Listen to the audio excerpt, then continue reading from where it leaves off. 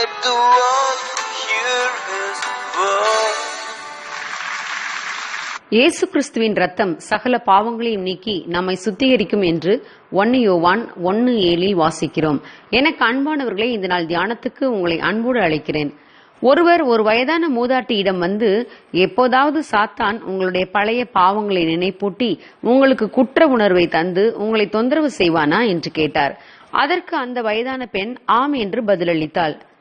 அவன் அவ்வாறு உங்களை தொந்தரவுபடுத்தும் போது நீங்கள் சாத்தானிடம் என்ன சொல்வீர்கள் என்று கேட்டார். ஓ, அதுவா, நான் சாத்தானிடம் கிழக்கே போ சாத்தானே என்று அவனை அதட்டுவேன் என்றாள்.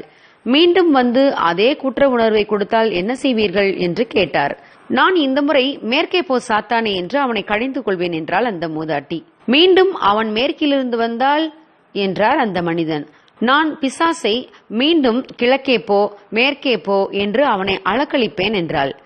ஆம் பிரியமானவர்களே, மேற்குக்கும் கிழக்குக்கும் எவ்வளவு தூரமோ அவ்வளவு தூரமாய் அவர் நம்முடைய பாவங்களை நம்மை விட்டு விலக்கினார் என்று சங்கீதம் 103:12 வாசிக்கிறோம். ஒருமுறை பிசாசு மார்ட்டின் லூத்தரின் எண்ணத்தில் பயங்கரமாக போராடினான். பிசாசு அவரிடம் வந்து, மார்ட்டின் லூத்தர், நீ ஒரு மிகப்பெரிய பாவி என்று உனக்கு தெரியாதா என்று அவருடைய பழைய பாவங்களை ஞாபகப்படுத்திக் கொண்டே இருந்தான்.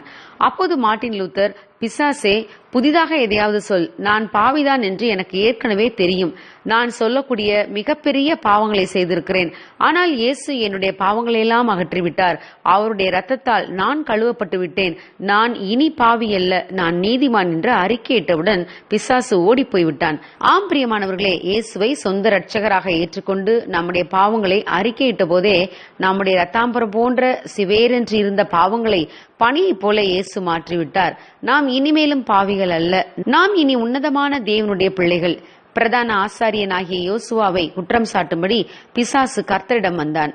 ஆனால் தேவனோ பிசாசை கடிந்து கொண்டு பிரதான ஆசாரியனாகிய யோசுவாவின் அழுக்கு வஸ்திரங்களை களைந்து போட்டு அவன் அக்கிரமத்தை நீக்கி அவனுக்கு சிறந்த வஸ்திரங்களை தரப்பித்தார். தேவ பிள்ளைகளே, பாவம் கழுவப்பட்ட நமக்கும் தேவன் ரட்சிப்பின் வஸ்திரத்தை உடுத்திவிட்டார். நாம் இனிமேல் பாவத்தில் வாழாமல் பரிசுத்தமாய் நடந்தால் தேவன் நமக்கு உதவி செய்வார், பிசாசை கடிந்து கொள்வார். இயேசு கிறிஸ்துவின் 2ஆம் வருகையின் போது இரவும் பகலும் நமது சகோதரர் மேல் குற்றம் சாட்டுகிற சாத்தான் தாழ தள்ளப்பட்டு போவான். நீங்கள் இயேசுவின் ரத்தத்தால் கழுவப்பட்டிருந்தால் யாரும் உங்களை குற்றம் சுமத்த முடியாது. ஆகவே பழைய பாவங்களை மீண்டும் மீண்டும் நினைக்காமல் அதை மறந்து விடுங்கள். கர்த்தர் உங்களை ஒரு புது படைப்பாக மாற்றிவிட்டார். God bless you. Have a joyful day.